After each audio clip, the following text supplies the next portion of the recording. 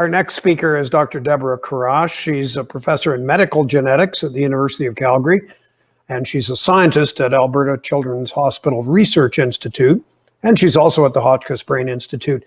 Her lab has revealed much about the development of the hypothalamus, but also they've created a screening platform to find overlooked therapies, I hope I'm using the right term, for children with refractory epilepsy. And they have one in clinical trials right now. They're also commercializing a new drug for the same kind of epilepsy using her company, Path Therapeutics. Dr. Kurrasch. Yes, thank you very much. So thank you to the organizers for inviting me to speak today. I'm thrilled to be a part of this all-women innovation panel. So I think it speaks to the great work that's happening here in Alberta, especially in the neuroscience community. So if I can have my slides up. And so I'm here to talk to you today about some of the work we've been doing through our company, Path Therapeutics.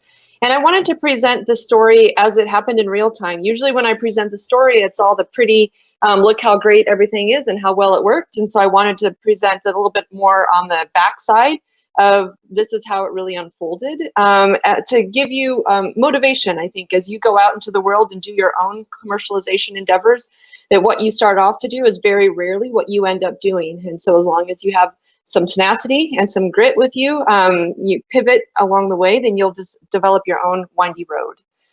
Okay, so next slide. Sorry, I was trying to advance it myself. This is odd for me not to have my slides.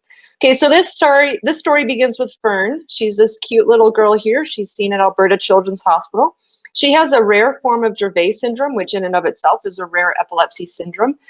She has a gain of function mutation in an SCN1A channel, sodium channel, in her body, and it causes her to have a very severe epilepsy. So she has upwards of 10,000 seizures a day. And you can see her here with her parents. She's in a hike at Kananaskis, and her dad is wearing a backpack that has resuscitation equipment in it. And so she'll have a grand mal seizure about once a week and require complete resuscitation. So Fern needs medicine to help control her seizures, and none of the medicines currently available on the market help her. And so we became interested to help Fern and other children like her to see if we could take an unbiased approach to drug discovery, to see if we can maybe identify drugs that with new mechanisms of action that might be able to help these patients that are refractory to drugs. Next slide. So epilepsy is actually considered a success story in the CNS space, and rightfully so. 70% of epileptic patients respond to anti-seizure drugs that are on the market.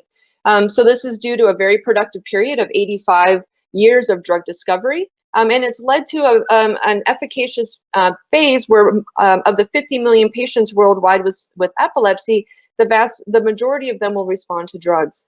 However, there's this persistent 30% of patients that do not respond to any medications, and this has not changed over many decades of research.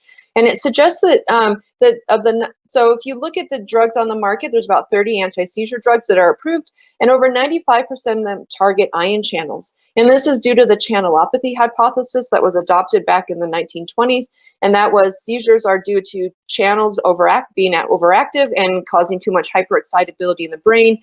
And so if we block that hyperexcitability at the synapse, we will decrease seizures. And so that is where anti-seizure drug discovery has been focused. But this 30% do not respond to these channelopathy type inhibitors. And our pediatric epileptic patients, such as Fern, are in this 30%. And so when you're a child and you have a genetic mutation that leads to epilepsy, you're likely going to be refractory to medications. And so, yeah, so it suggests that we need to get away from channels and to get away from the synapse, and we need to be focusing on new mechanisms of action. Next slide. So then the question is, if you don't want to look at channels and you want to stay away from hypotheses that underlie disease states and current biological thinking as to what might be good druggable targets, and you want an unbiased approach, where do you go? And so for that, we decided to turn to mitochondria. Mitochondria, as you probably know, are in all of the cells in our body. They're the powerhouse of the cell. You learn that in high school biology. Most cells in our body will have hundreds of mitochondria, but our neurons in our brain require millions of mitochondria. They're incredibly energy rich or energy dependent, and so the mitochondria play a key role in neuronal health. So we hypothesized a couple years ago now that if mitochondria are critical to neuronal function, and if it's possible that there might be a mitochondrial signature that enables us to identify a healthy brain state that's mitochondrial output in a healthy brain state versus in a diseased brain. And so what we did was we created models of epilepsy, and we used a machine learning tool, if you want to play the video, to show that, to be able to differentiate these two signature states. Can you play it? Okay, great, thanks. So what you're seeing here in the video is just a depiction of this machine learning tool. And what the blue is the mitochondrial disease state. And then what the red is the normal healthy state. And so the drugs that are flipping across the top is a shelf screen of anti-seizure agents in combinations. And the drugs that keep the mitochondria in the disease state, or in other words, don't have any effect, are in blue. And the drugs that start to have an effect are in red. And so you can see in this type of a modeling that as we start to treat drugs that are reversing or that are efficacious in the brain and are reversing this mitochondrial output, they start to reverse the signature more to a normalized state. And so we were able to use this tool to begin to ask questions around how can we stabilize the mitochondria, and might that have disease modifying effects? Okay, you can go to the next slide. So one of the first things we did was we wanted to test this idea. And so we did a blinded test. So we took 21 commercially available anti-seizure drugs on the market, and we blinded them with 3 drugs that failed phase 3 clinical trials for missed endpoints in epilepsy itself. And we asked which one of these drugs would we identify with our platform. And so what you're seeing in the orange, it's too bad I don't have my pointer. The squares, the yellow open squares, are the drugs that passed in our screening platform, and they return the mitochondria signature back to a baseline level as seen in the black triangles. The drugs that failed in our platform were all 3 drugs in the gray triangles that failed in the clinical trials.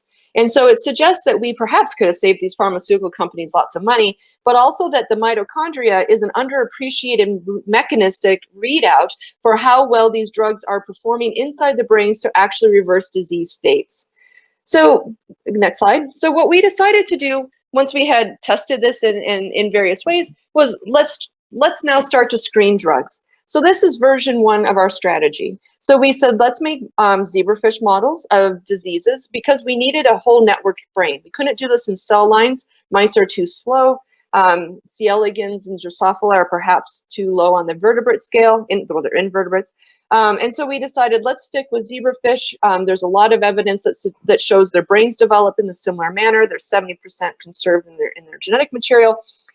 And at my core, I'm an animal modeler. I'm very interested in how our animal models do or do not recapitulate human disease. And so we spent a lot of time validating our zebrafish models to make sure they had symptoms or phenotypes that were similar to the human symptoms. Then we conducted a shelf screen, or we conducted a screen using repurposed drug libraries. So we had some 2,000 drugs that are on the market for other indications, and we used a very similar strategy that many academics use in their grants, which goes along the lines of, we're going to find drugs that have been used in kidney disease or in cancer. We're going to show that they're excellent in our disorders such as epilepsy, and we're going to repurpose it, and it's going to be a great strategy. And so we decided to screen these repurposed libraries for drugs that restored the mitochondrial signature back to a baseline level. And so we did this, we identified some repurposed drugs, and then this was the next slide. And then we realized there was problems with this strategy. So the first problem was around freedom to operate. So the drugs we identified, we have to make sure that we have the right to use them. And if a pharmaceutical company has this drug still on patent, then they have to give us the freedom to do clinical trials because they own the rights to it. You think, well, the pharmaceutical companies are going to be interested in any drug that expands their pipeline or the life of the drug. So this is going to be of high interest. And what we found is that they're actually not that interested. If it's not a disease area in their area, they see it as a distraction. So freedom to operate for some of the drugs we discovered was a problem. But not all drugs that you discover using this type of strategy are on patent. Many are actually off patent. So then freedom to operate doesn't matter. So then we ran into problems with IP space, so intellectual property. So this drug was originally used as a cancer drug. We identified that it's good in epilepsy. Let's file a patent around this drug in epilepsy, and then we're going to be able to commercialize on it. But it turns out that us academics are really, really good about digging up all these obscure drugs and putting them into review papers. And so it was there, and as soon as the drug is mentioned for epilepsy in a review paper, there's now prior art. And if there's prior art that this drug might be useful in epilepsy, there's no IP potential around it. And so many of the drugs we discovered fell into this category, that it was a one-off comment in some obscure review paper from 1995 that maybe this drug might potentially be used. Nobody followed up on it. Nobody has ever reported on it since. There's not one piece of empirical data that it is. But guess what? It's out there in the public domain, so now you don't have IP space. If you pass these first two hurdles, then there's sometimes problems with formulation. One of the top drugs we discovered that we were very keen on was used as a lotion.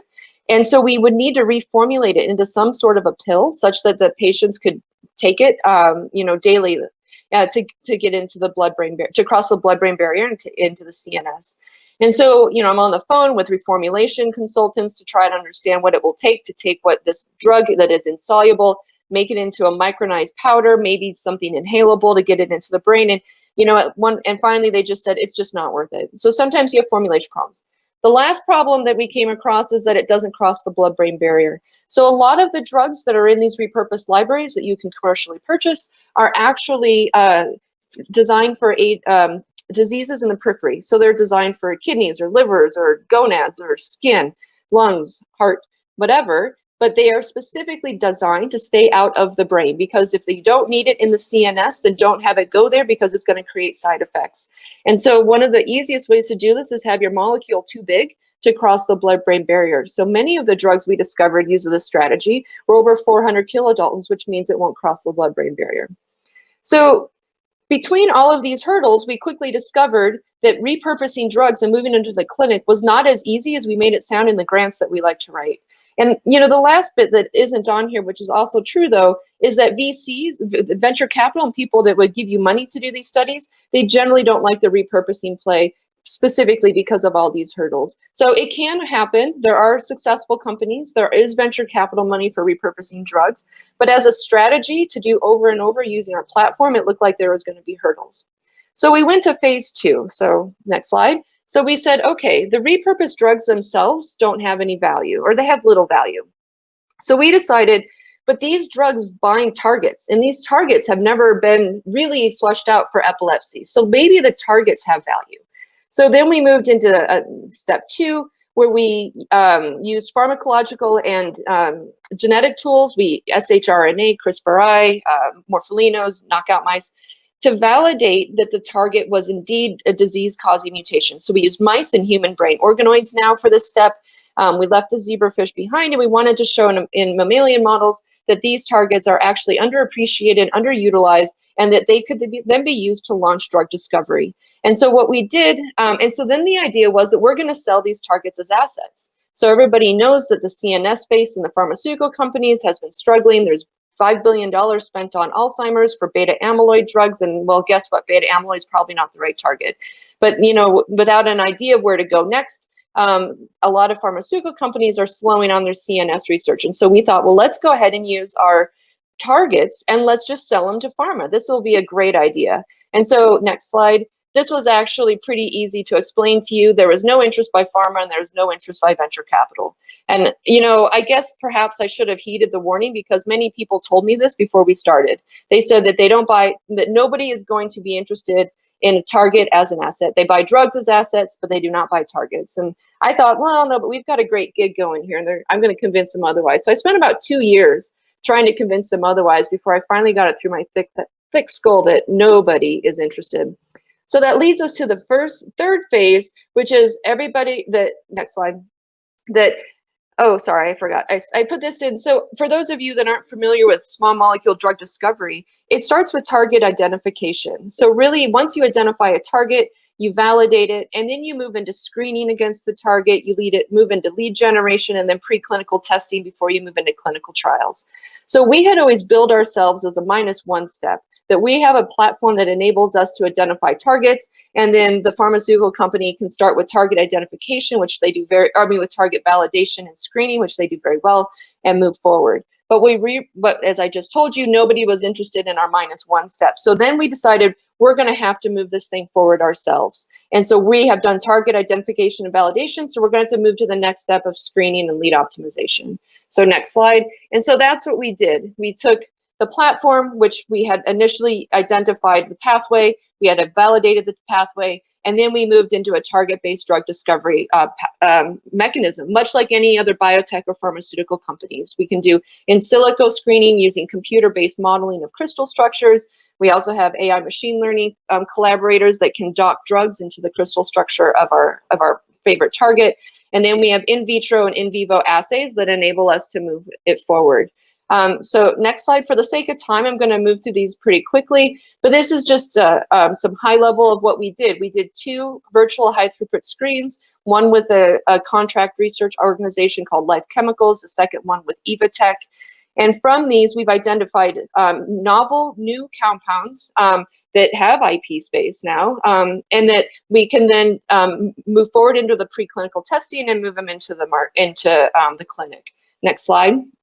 And so, you know, this is just to show that a couple of the compounds we found, the PT301, 320, and 331, this is in our zebrafish mitochondrial models. It restores that mitochondrial signature quite nicely to wild type, which is your black circles. Next slide. And then this is the EEG, which shows, am I about out of time? Is that what you're trying to tell me?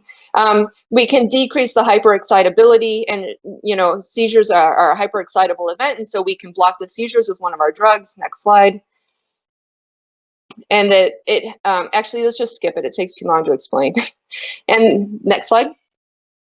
And this is the gold standard in epilepsy data. And basically, it's spontaneous seizures, and this is in mice. And so you can see that these mice have 4 or 5 seizures per day. And then when we treat them with our drug, it drops to below 1 seizure per day. And then after you wash the drug out, the seizures return. And so this is really strong evidence in a refractory model, much like Fern, the little girl that we showed at the top, that shows that this drug has clinical efficacy and perhaps will be beneficial in this refractory patients. Next slide.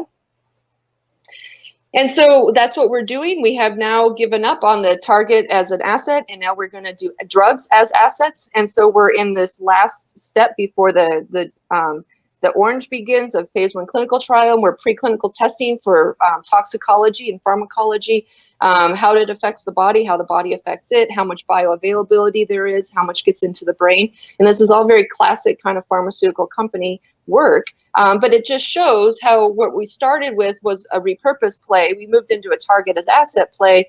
And now we're realizing that there's not a lot of flexibility in the system, and that we're just have to move things forward through the pipeline like everybody else, and get drugs into clinical trials. And then hopefully somebody will be interested in our assets and buy them off of us as we go, because I certainly don't want to get stuck doing a bunch of clinical trials.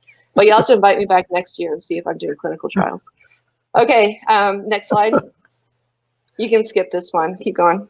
Yeah, so I wanted to leave you with this idea that I do think neuroscience drug discovery is on the cusp of a great new era. Not only our work, of course, but there's a whole lot of work going on in neuroscience. And I think as the pharmaceutical industry, they can't stay away from the CNS. It's too lucrative. There's too many diseases with the aging population. There's too much need, and they will definitely be coming back around. So I don't think it's something to shy away from. I think it's an exciting time to participate. I think if you want to commercialize, it's windy and uneven, and you have to go with the flow and hang in there. And I already talked about tenacity, but I think believing is also key. There's a lot of reasons not to believe as you go, and I think as long as you believe, it's beneficial. And I wish you good luck on your journey. So with that, this is just my traditional thank you slide. So this is my company deck. So we don't put pictures up of the lab and our funding agencies. But there's a lot of great scientists behind this project that produce all of this data. I'm just the front of it. So I thank all of them and the money that's kept us going this far. And thanks to organizers for inviting me. And thank you, Deborah.